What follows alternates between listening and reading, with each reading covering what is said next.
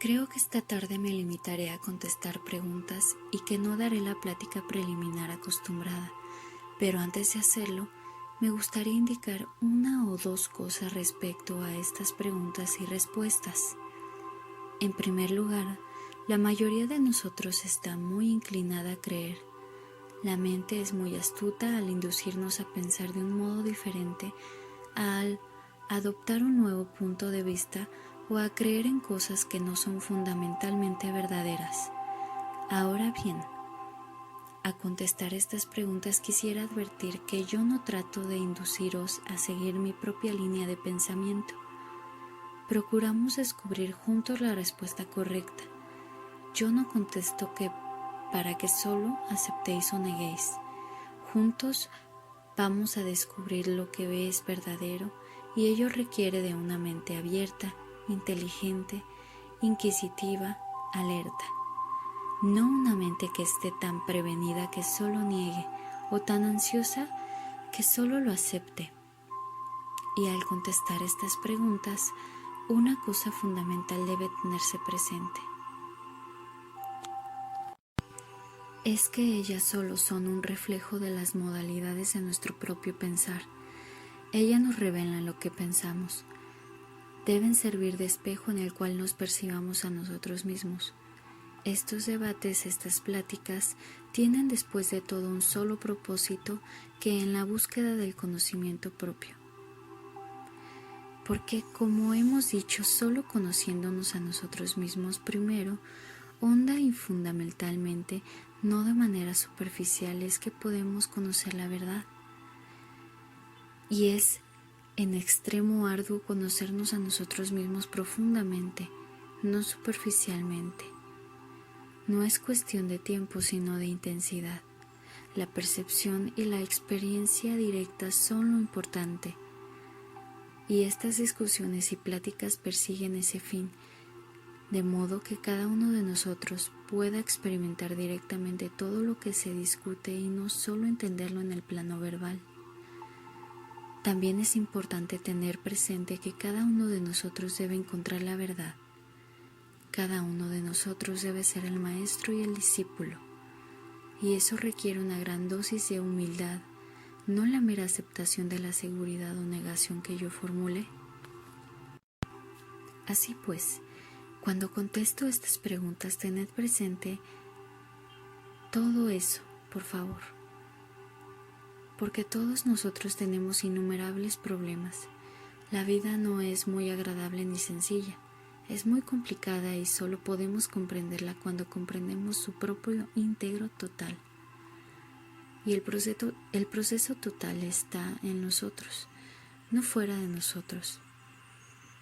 Por tanto, es importante comprendernos a nosotros mismos. Entonces podremos sabérnoslas con las cosas que afrontamos todos los días, con las influencias cuyo choque constantemente soportamos.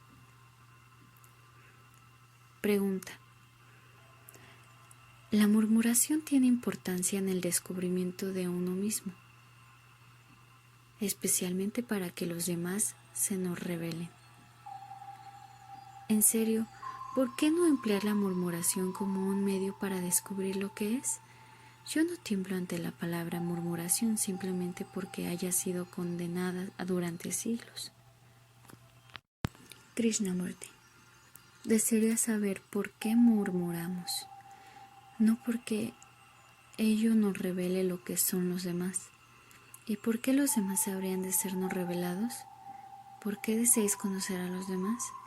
¿Por qué ese interés extraordinario en los demás?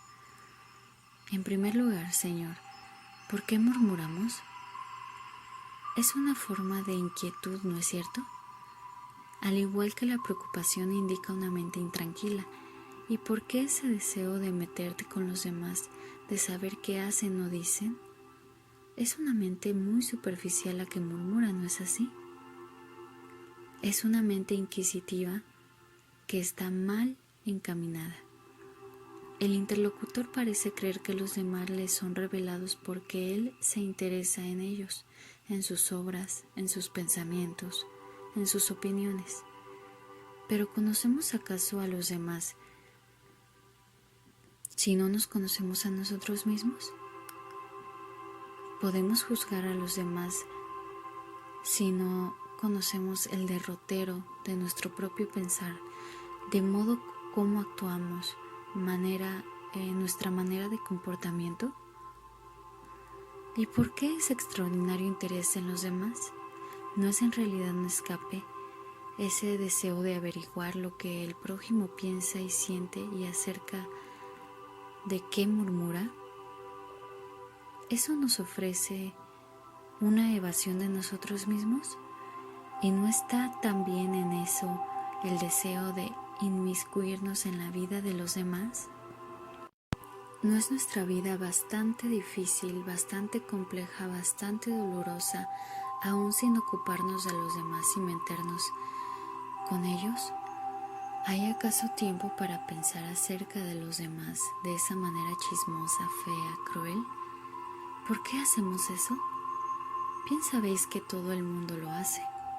Toda persona prácticamente murmura acerca de alguien. ¿Por qué?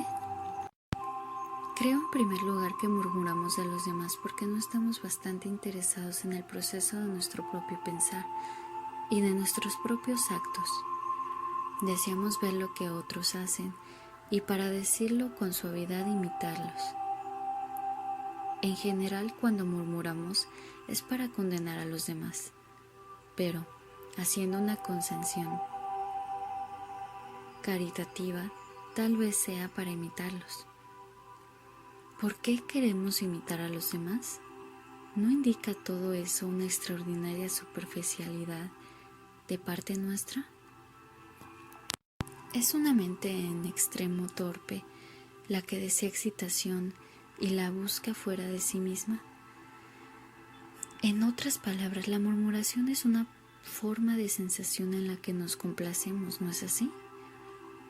Puede que sea otra clase de sensación, pero siempre existe ese deseo de excitarse, de distraerse, y así, ahondando realmente en esta cuestión, uno vuelve a sí mismo, lo cual demuestra cuán superficial es uno en realidad, ya que, al hablar de los demás, lo que busca es excitación fuera de sí mismo.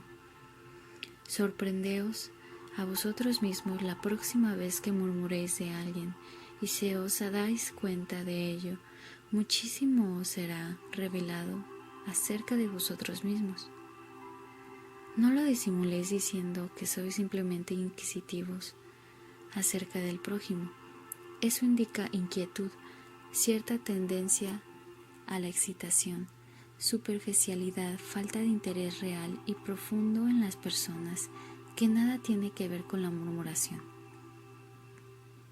Ahora el siguiente problema es este: ¿cómo poner fin a la murmuración? Esa es la segunda cuestión, ¿no es así? Cuando os dais cuenta de que me murmuráis, ¿cómo podréis coto a la murmuración? Si ésta se ha convertido en un hábito, en una cosa repugnante que continúa día tras día, ¿cómo acabaréis con ella? ¿Pero surge acaso ese interrogante? Cuando sabéis que murmuráis, cuando os dais cuenta de que murmuráis y de todo lo que ello implica, ¿os decís a vosotros mismos cómo he de terminar con esto? ¿No termina acaso espontáneamente tan solo os dais cuenta de que murmuráis? El cómo no surge en absoluto.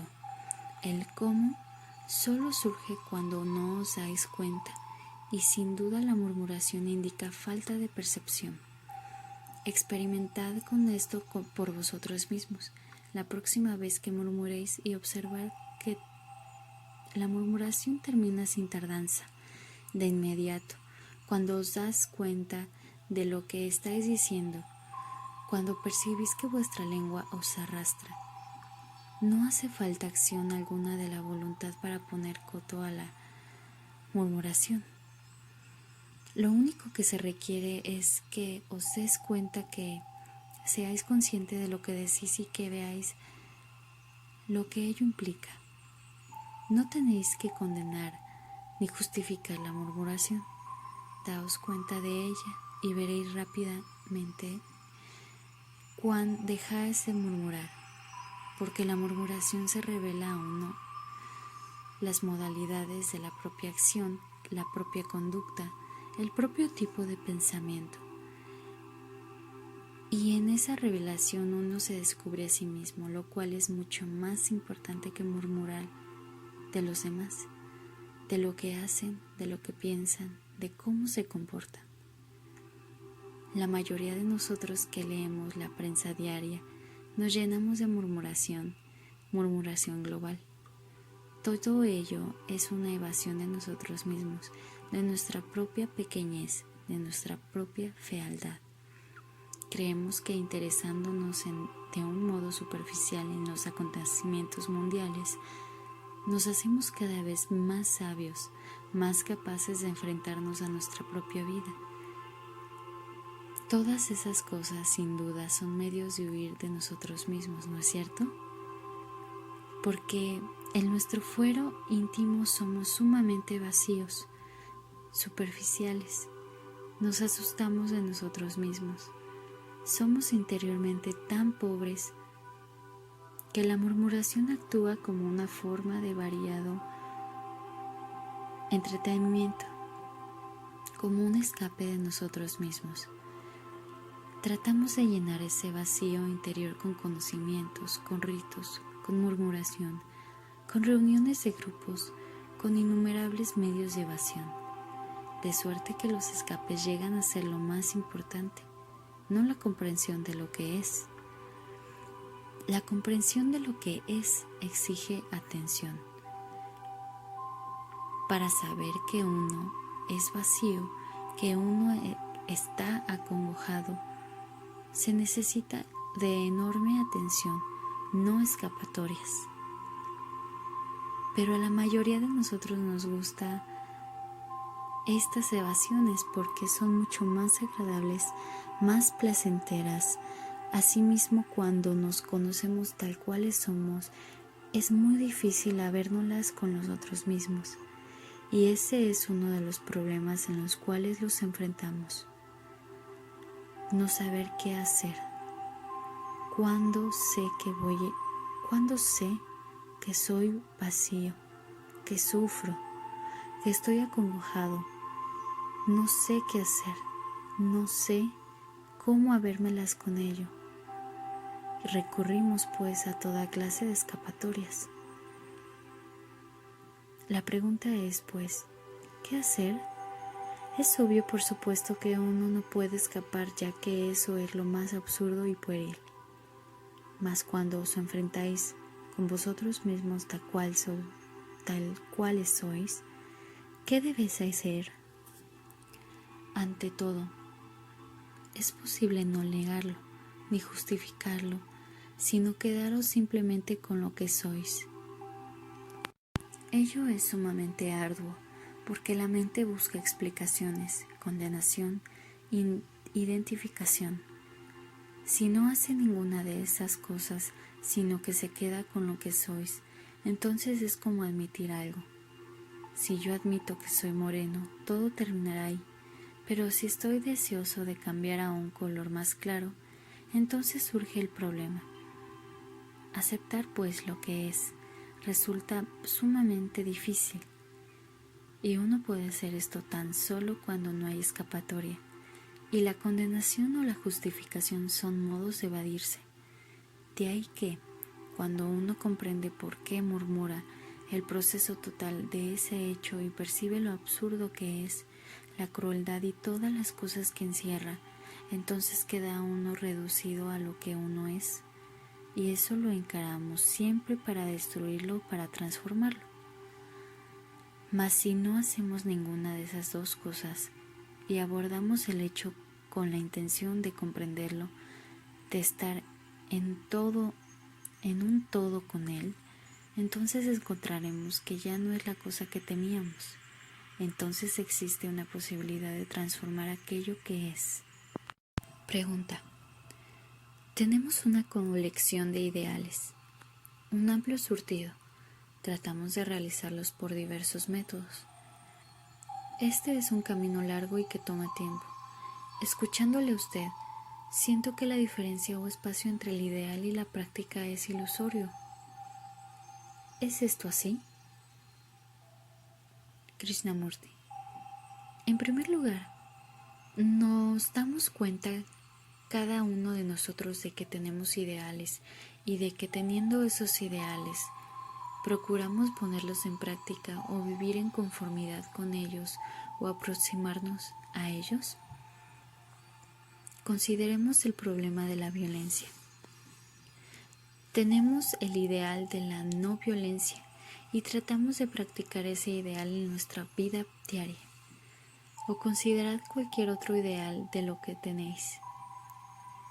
Tratamos de vivir de acuerdo con él en todo momento, de ponerlo en práctica, si somos sinceros y si no vivimos tan solo en el nivel verbal. Y eso implica tiempo, una dedicación constante, una serie de fracasos y así sucesivamente. ¿Por qué tenemos ideales? ¿Por qué tenemos toda una colección de ellos? ¿Acaso mejoran nuestra vida?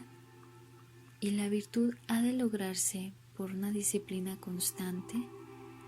¿La virtud es un resultado?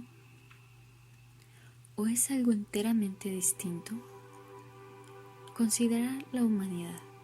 ¿Podéis practicar la humanidad o la humildad? Considerar la humildad.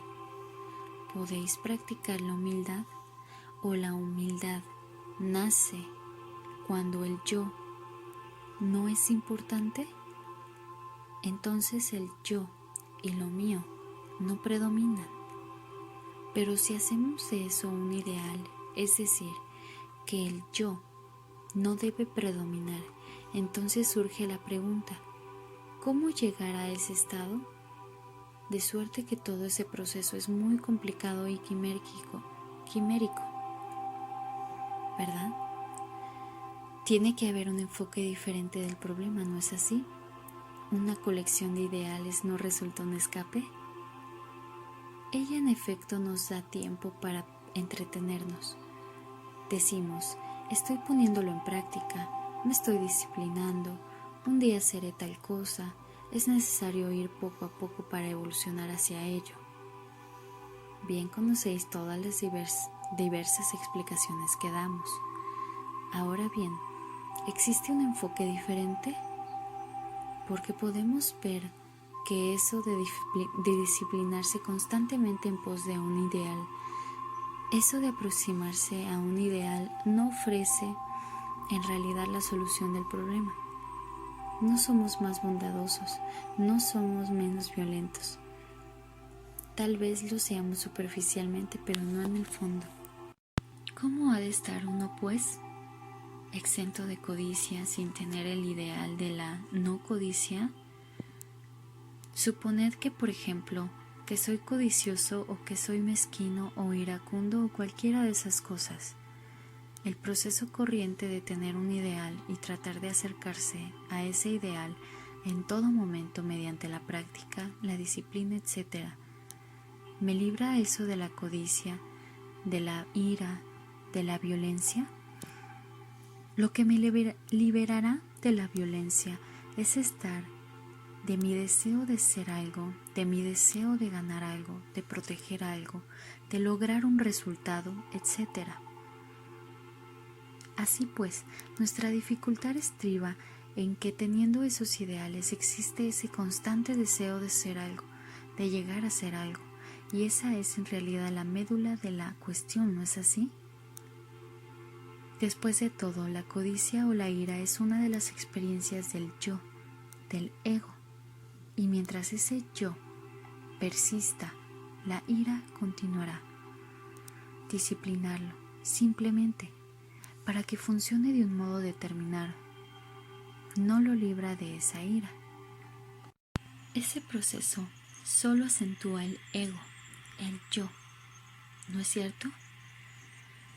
Ahora bien, si me doy cuenta de que soy iracundo, codicioso, ¿necesito pasar por todo ese proceso, disciplinarlo a fin de librarme de esa falla? ¿No hay otra manera de abordarla, un modo distinto de atacarla? Solo puedo atacarla de manera distinta, cuando ya no siento placer en la sensación.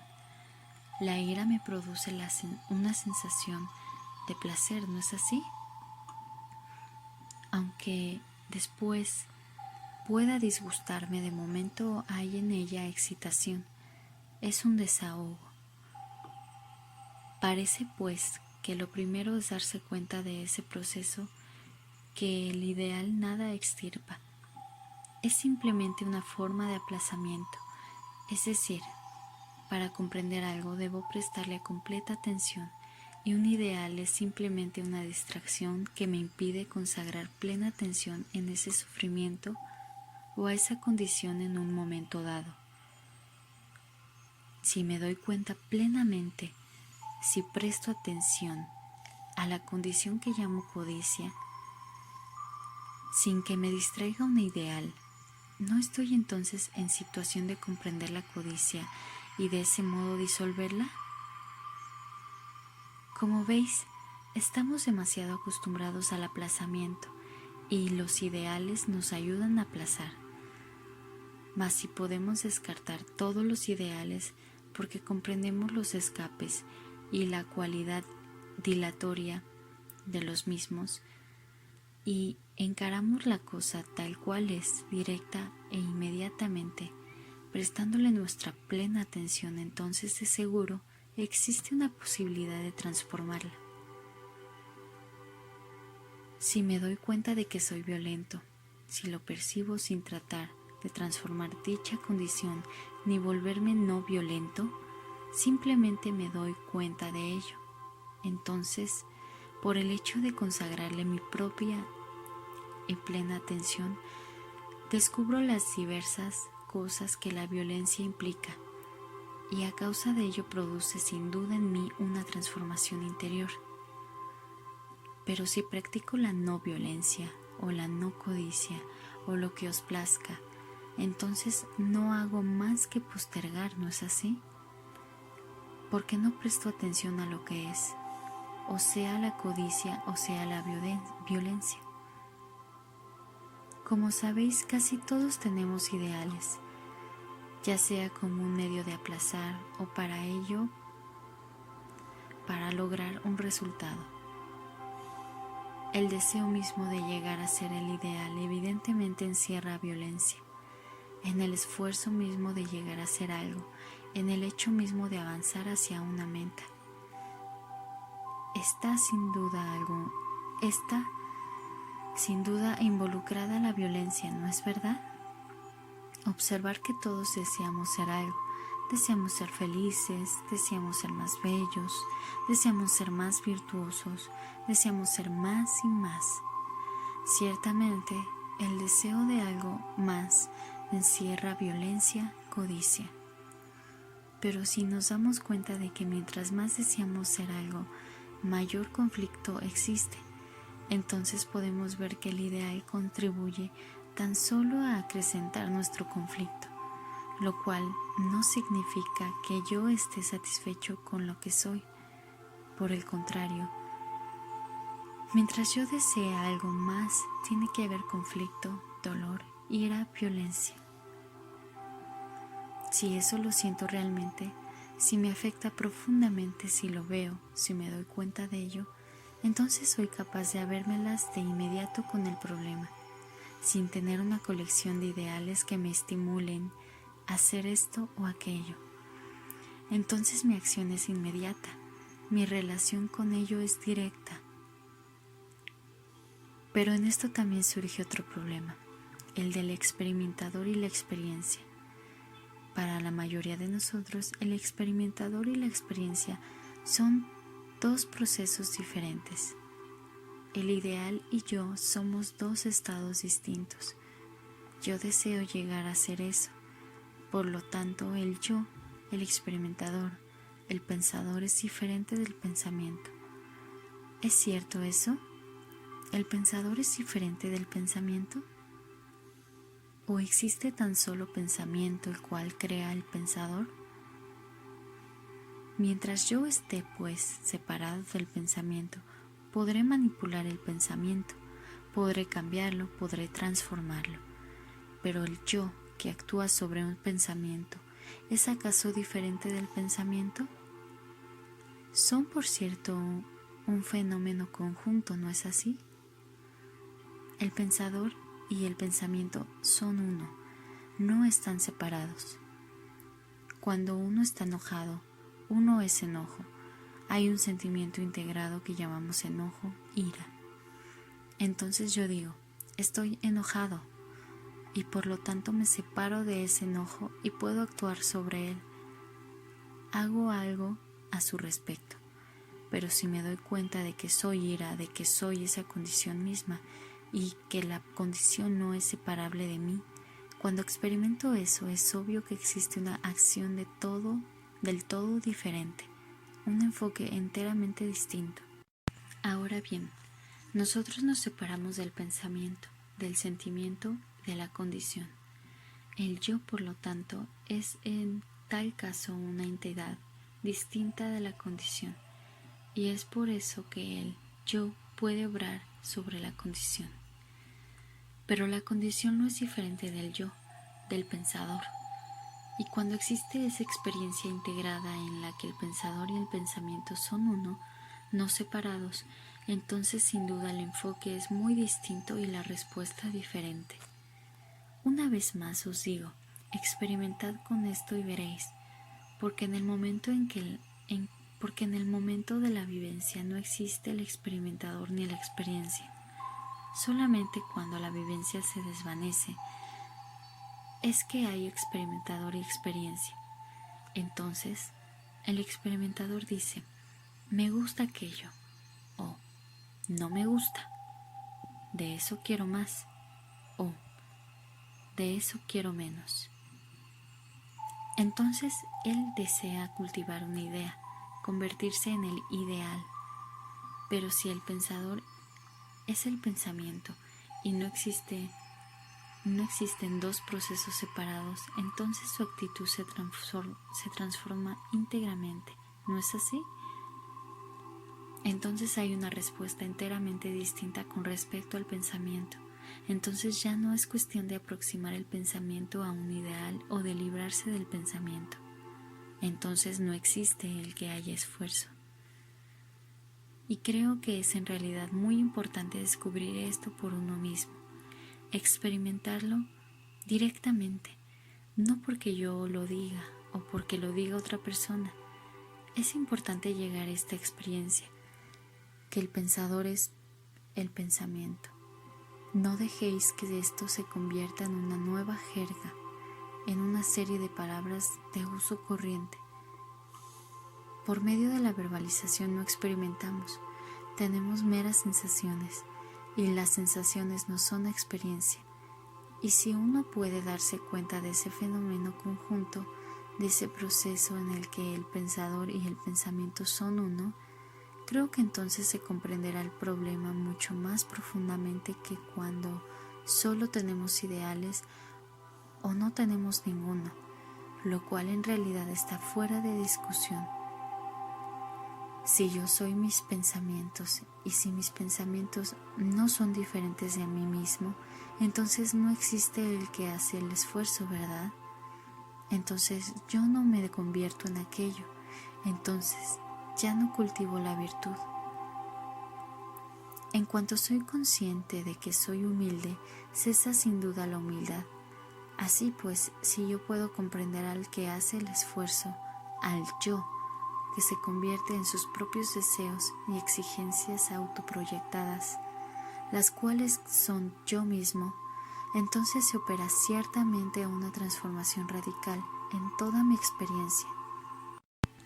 Y si uno puede darse cuenta de este fenómeno conjunto, de este proceso en el que el pensador y el pensamiento son uno, creo que entonces se comprenderá el problema mucho más profundamente que cuando solo tenemos ideales o no tenemos ninguno, lo cual en realidad está fuera de discusión. Si yo soy mis pensamientos y si mis pensamientos no son diferentes de mí mismo, entonces no existe el que hace el esfuerzo, ¿verdad? Entonces yo no me convierto en aquello, entonces ya no cultivo la virtud. No es que yo sea virtuoso, no bien tengo conciencia de que soy virtuoso, no lo soy. En cuanto soy consciente de que soy humilde, cesa sin duda la humildad. Así pues, si yo puedo comprender al que hace el esfuerzo, al yo, que se convierte en sus propios deseos y exigencias autoproyectadas, las cuales son yo mismo, entonces se opera ciertamente una transformación radical en toda mi perspectiva. Por eso es importante que haya verdadera meditación, saber qué significa la verdadera meditación. No es la aproximación a un ideal, no es el esfuerzo para conseguir algo, no es lograr concentrarse, desarrollar ciertas cualidades, etc., cosa que ya hemos dilucidado. La recta meditación es la comprensión de todo ese proceso del yo, porque como lo he dicho, la verdadera meditación es conocimiento propio, y sin meditación no puede uno descubrir qué es el proceso del yo. No habiendo meditador que medite sobre algo, la meditación es la vivencia de aquello que es, el proceso total del pensamiento como pensamiento. Solo entonces existe una posibilidad de que la mente pueda estar realmente quieta. Entonces es posible descubrir si hay algo más allá de la mente, lo cual no es una mera afirmación verbal de lo que hay o de lo que no hay, de que hay Atman, alma o lo que sea. No estamos discutiendo esas cosas, es ir más allá de toda expresión verbal. Entonces la mente está quieta, no solo en las primeras capas, en su totalidad. Pero no hay quietud si hay quien hace un esfuerzo, y lo habrá.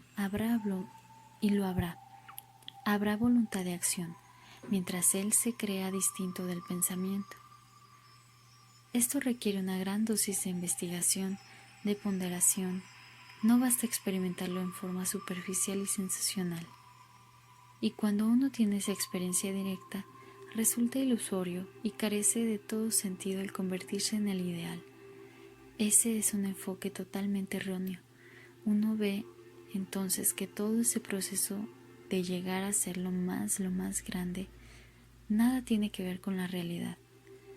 La realidad solo se manifiesta cuando la mente está enteramente quieta, cuando no hay esfuerzo. La virtud es ese estado de libertad en el que no existe el que hace esfuerzos. La virtud, por consiguiente, es un estado en el cual el esfuerzo ha cesado por completo. Pero si os esforzáis por llegar a ser virtuosos, ello deja evidentemente de ser virtud, ¿no es así? De suerte que mientras no comprendamos, mientras no experimentemos que el pensador y el pensamiento son uno, todos esos problemas existirán, pero tan pronto experimentemos eso, el que hace esfuerzos desaparece para experimentar eso. Uno debe darse completa cuenta del proceso del propio pensar y sentir, del propio deseo del devenir. Y por eso es importante, si uno busca de veras la realidad, o a Dios, o a que os plazca, ver que debe terminar esa mentalidad que nos lleva a encararnos, a crecer, a encaramarnos, a crecer, a lograr. Somos demasiado mundanos, con la mentalidad del empleado que se convierte en jefe, del capataz que se convierte en director. Con esa mentalidad abordamos la realidad.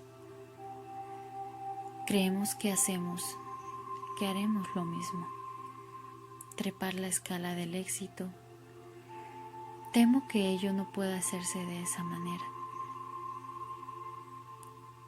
Si lo hacéis, viviréis en un mundo de ilusión y por lo tanto de conflicto, dolor, miseria y lucha. Pero si uno descarta toda esa mentalidad, tales pensamientos, tales puntos de vista, llega a ser plenamente, realmente humilde. No llega a ser. Existe entonces una posibilidad de tener una experiencia directa de la realidad, que es lo único que disolverá todos nuestros problemas, pues no los disolverán nuestros astutos esfuerzos, nuestro gran intelecto, nuestro profundo y amplio saber. Pregunta: ¿estoy libre de ambición? ¿Hay algo malo de eso? Krishnamurti: si es usted consciente de que está libre de ambición, entonces hay algo malo. Entonces uno se vuelve afectado, respetable, falto de imaginación, irreflexivo. ¿Por qué habríais de estar libres de ambición? ¿Y por qué sabéis que estáis libre de ambición? Tener el deseo de estar libre de algo es, por cierto, el principio de la ilusión, de la ignorancia, ¿no es así? Observad esto. Encontraremos que la ambición resulta dolorosa. Deseamos ser algo y hemos fracasado. Ahora decimos, pues, es demasiado doloroso. Me liberaré de ello. Si triunfaráis en vuestra ambición, si lograráis vuestro íntimo anhelo en aquello que queréis ser, entonces ese problema no se plantearía. Pero al no tener éxito y al ver que en eso no hay realización, lo descartáis y condenáis la ambición. Evidentemente la ambición no es cosa que valga. Un hombre que es ambicioso no puede, por cierto, descubrir la realidad. Puede llegar a ser presidente de algún club, de alguna sociedad o de algún país, pero él sin duda no busca la realidad. La dificultad de la mayoría de nosotros está en que si no triunfamos en lo que deseamos, nos amargamos y nos volvemos cínicos o tratamos de hacernos espirituales.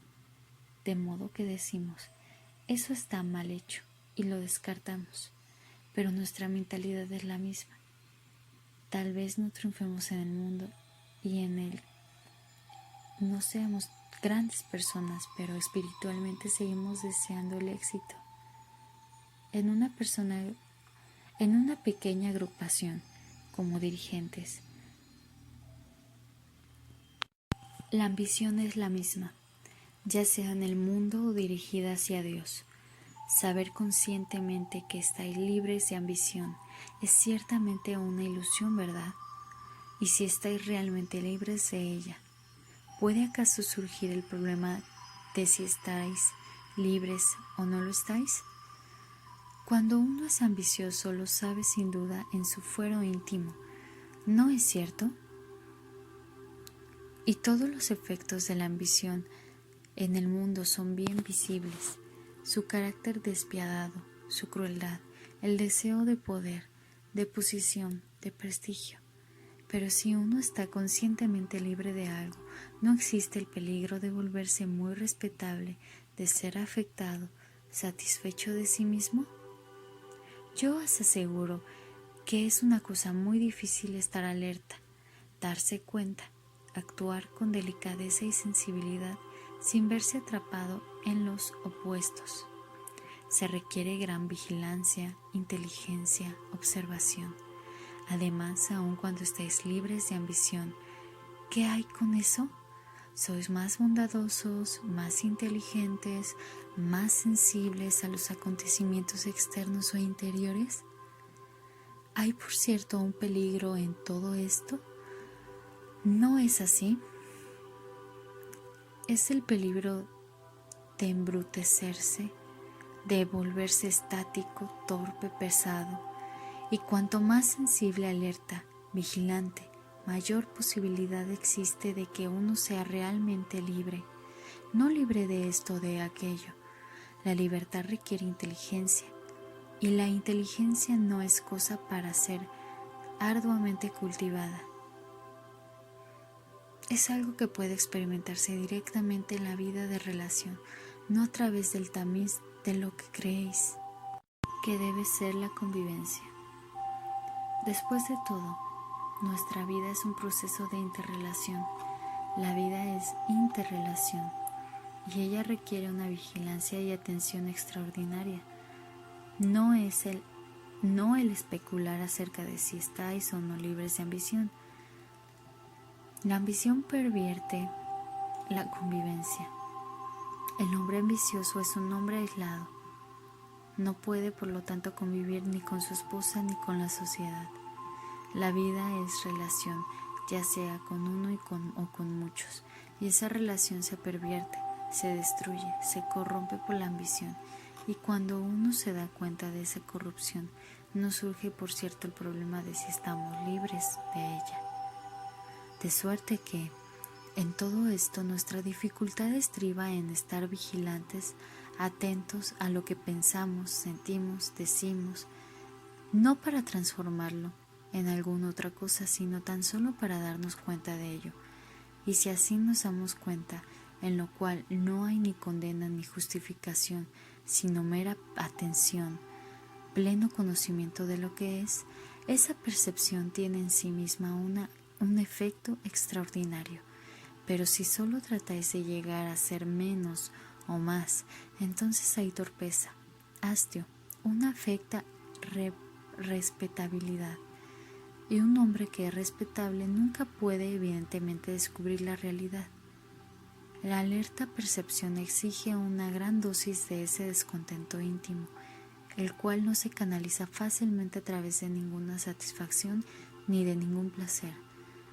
Ahora bien, si todo esto lo vemos, si vemos todo lo que hemos discutido esta tarde, no solo en el nivel verbal, sino experimentándolo realmente, no a ratos perdidos, ni cuando se nos arrincona como tal vez algunos de vosotros estéis ahora, sino todos los días, de instante en instante, si nos damos cuenta, observando en silencio, entonces nos volvemos en extremos sensibles, no sentimentales, lo cual solo sirve para confundir y tergiversar. Para ser interiormente sensible, se necesita gran sencillez, no vestir de taparrabo o poseer poca ropa o no tener automóvil, sino la sencillez en la que yo y lo mío no son importantes, en el cual no hay sentido de posesión, que ya no existe el que hace esfuerzos. Entonces es posible experimentar esa realidad o que esa realidad se manifieste. Después de todo, esto es lo único que puede traer felicidad verdadera y perdurable.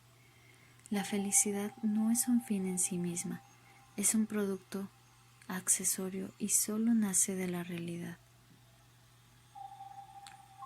No se trata de ir en pos de la realidad, no lo podéis.